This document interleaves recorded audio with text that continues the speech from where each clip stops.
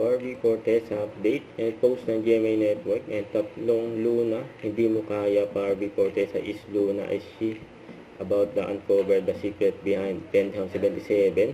Sa July 30 na ipapalabas na sa mga sinihan ang movie ni Barbie ng Penthouse 77. Sa 25 naman yung premiere night, yun o. Parang pag nandito kasi. Abangan si Barbie sa Global Yacht Summit 2025 mamaya sa SMO Arena. Kukunin nila ang buong diwa mo. Sino naman sila? Ang grabe yan.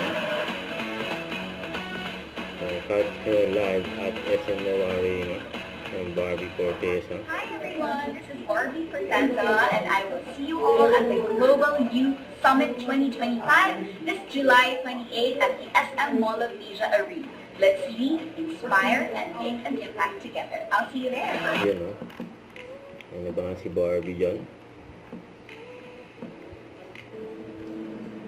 Sa Fast Talk with Boy Abunda.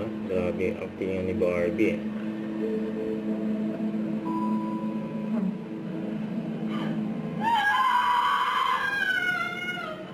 Patigim pa lang daw yan.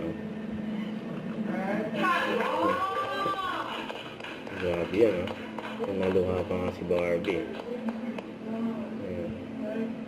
Luna did come from a rich family. Ito about sa character niya si Luna. So she really does everything for her family. So when there was a chance to work in a cruise ship, she hurriedly grabbed that chance.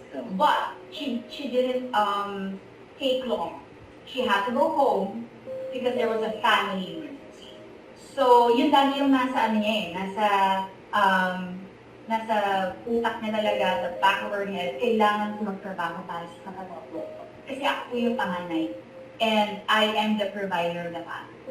So hindi ako pwedeng tumigil. I have to keep moving, keep working. So nung hindi nag-work out yung trabaho ko sa cruise ship, may nag-open na house cleaning job sa isang luxurious condominium, which is 57% address.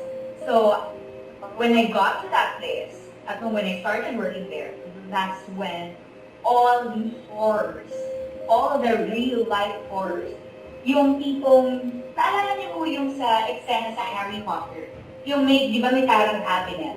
Tapos parang yung worst fear will come out of that cabinet and you have to do that. You have to place that fear. It's that. It's P77. Wow. Where all the horrors will come out and scare you. So, dun nyo talaga malalaman na hindi multo eh. It's not really so much multo. It's more like your real life traumas and struggles are fun. And that's more scary, that's for sure. Don't forget to subscribe, click the notification bell for more update. This is with Charging Action Live. Stay tuned for more videos. See ya.